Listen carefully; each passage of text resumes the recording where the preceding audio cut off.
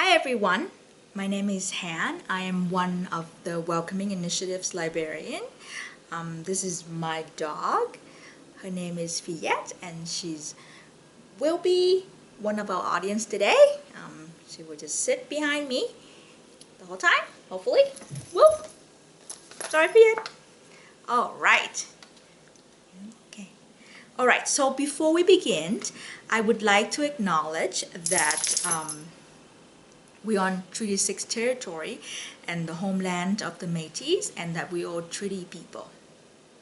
Okay, so today I would like to share a few brain teasers, a short story, and a few jokes with you all. So with brain teaser here, I find them very useful especially during this time when lots of people have to stay in, including myself. I like to keep my mind busy besides from work. During free time, I like to read some of them, and that just to make myself think, what would I have done if I had been in that situation. So I came across a few of them in this book called Reader's Digest. It's a special edition of Reader's Digest. So the first one here. One day, a boy rode his bicycle up a country lane, leaned it against a hedge, and walked up to a house to visit a friend. Suddenly, a fierce dog rushed at him.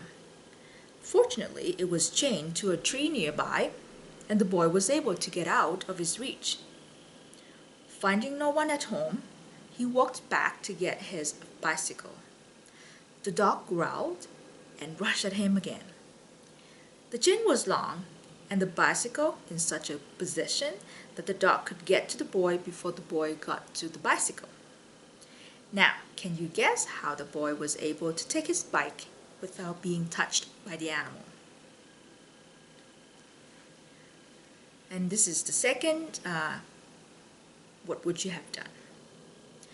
When a sudden thunderstorm overturned her canoe, a girl managed to swim to a small rocky island. In a deserted hut, she found an old kerosene lamp and a few matches. The wood on the island was too wet to build a fire, so the lamp was her only means of signaling for help. But it held only about an inch of kerosene, not enough to reach its short wick. Now, can you guess how she got the lamp burning and summoned for help? And this is the last brain teaser I'm going to share today. What would you have done if an insect had flown into your ear and too deep for you to reach, and started buzzing like all four motors of giant airplane? That would be horrible to put up with. So there was a man to whom this happened one evening, but he managed to get it out again on his own. Would you have done the same? So I will share with you the answer keys by the end of this video, and it would be interesting to find out what would these people have done. Okay, so after that, I would like to share a short story that I found in this newspaper called The Senior Paper. And this short story is called Words of Wisdom, The Cow and the Pig. So I enjoy reading these short stories, especially stories with, like a message or a moral, just some good message here. Okay. A wealthy man was talking with a friend. one day and lamented, "People don't seem to like me. They say I'm selfish and stingy, and yet, in my will, I have donated all that I owned to charitable causes." "Well, perhaps the story of the cow and the pig has a lesson for you," his friend said. So the story began when the pig came to the cow and complained, "People always talk about your friendliness, cow. I know you're friendly and that you give them milk, but they get much, much more from me. They get ham, bacon, and lard, and they even cook my feet. And yet, they do not say kind things about me. So why is that?" The cow thought it over and said, "Well, perhaps it is because I give while I'm still alive."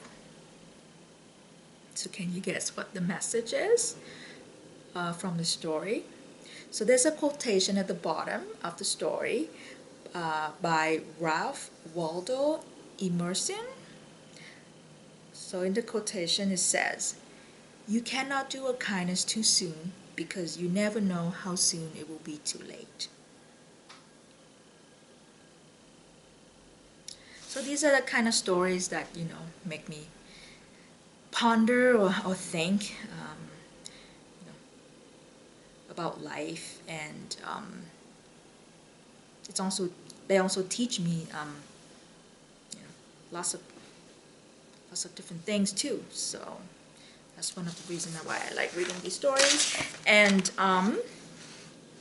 also this stories kind of reminds me of all the peoples and all the volunteers, who are willing to give a hand to people in need during this pandemic time. So we do appreciate their help. Okay, so that is a short story I'd like to share. So now we can move on to the jokes. So the first joke here I found, I don't know if you call it a joke, but I did find it funny when I got to the end. It is from Reminiscent magazine, and it's called "Say What." So back in 1953, my nephew from California was visiting our small country town in the Missouri Ozarks. On a Saturday, he was down on Commercial Street, where all the rural folks had gathered for the latest news. As he approached one group, my nephew heard someone say, "How's your mom and them?" Before he heard the answer, he moved on to another group, and yet he heard again, "How's your mom and them?" When he got back to our house, my nephew asked me, "Auntie, what is mom and them? Is it some kind of illness that you have in the Ozarks here?" After thinking it over, I remembered hearing that word many times myself. I relieved my nephew's concern by explaining that what he heard was folks asking after another family's health by saying, "How's your mom and them?" So I did have a laugh there at the end. Not I didn't burst into laugh, but I did find that funny. Okay, so yes, these are the other jokes here that I found from Reader's Digest. My mother were browsing in a store where a saleswoman offered assistance. Mom admitted she didn't have anything particular in mind, and that the pair started chatting. The woman quickly learned that Mom was retired. Interested, she confessed that she too was considering retirement. Mom immediately started telling her how much she liked no longer working and how the saleswoman would enjoy it too. Finally, convinced by Mom's enthusiasm, she asked, "Now, how long have you been retired?" Mom said, This is my first day. I'm not sure what I would do during my retirement, but that's still a long ways away, so don't want to think about that yet. Okay, my next joke here is about a man who concerned about his wife's hearing.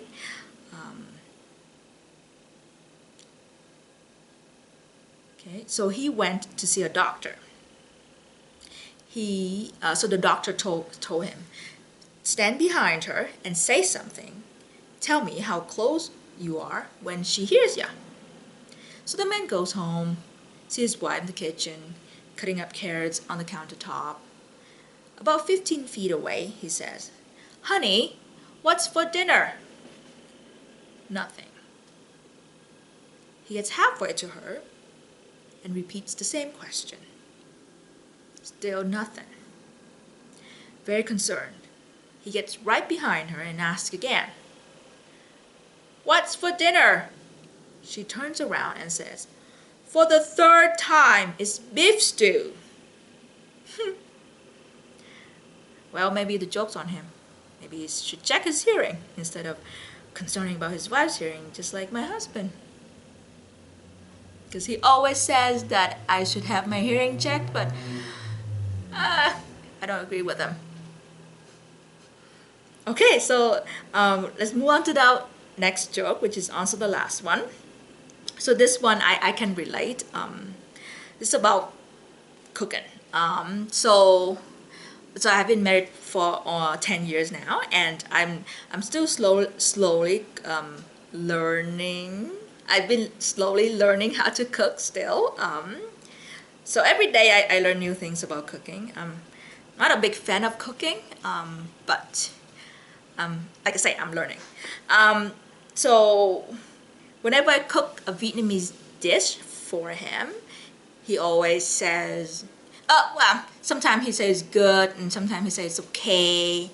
And that it's okay message, it can send wrong message to someone, like my mother. When she comes here to cook for us and then he says okay, my mom turns to me and say he likes it. She thinks is that he likes the food. So then she starts cooking a bunch, and then after that he told me that he doesn't like it that much. So then we end up having a bunch of food to eat that he doesn't even like. So I'm just trying to say that, you know, Canadians are very polite, and that I know my husband doesn't want to hurt my mom's feelings, so that's why he said what he said.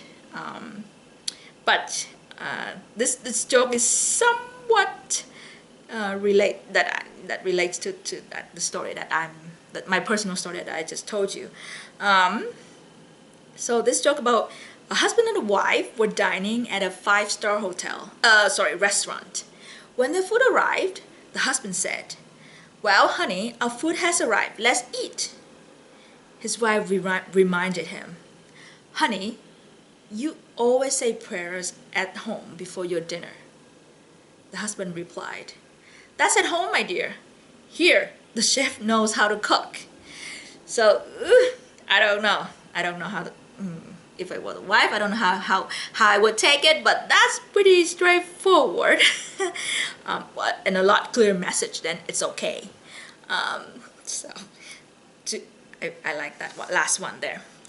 Anyway, so let's get to the answer keys to the brain teasers. What would you have done that I shared with you in the beginning of the video?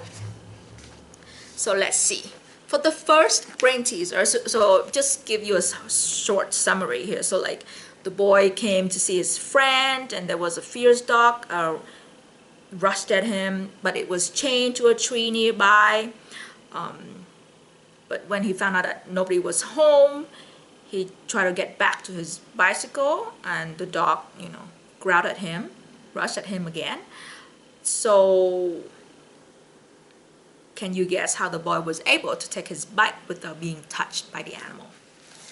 So the answer key here says, he moved slowly around the tree, staying just out of the dog's reach.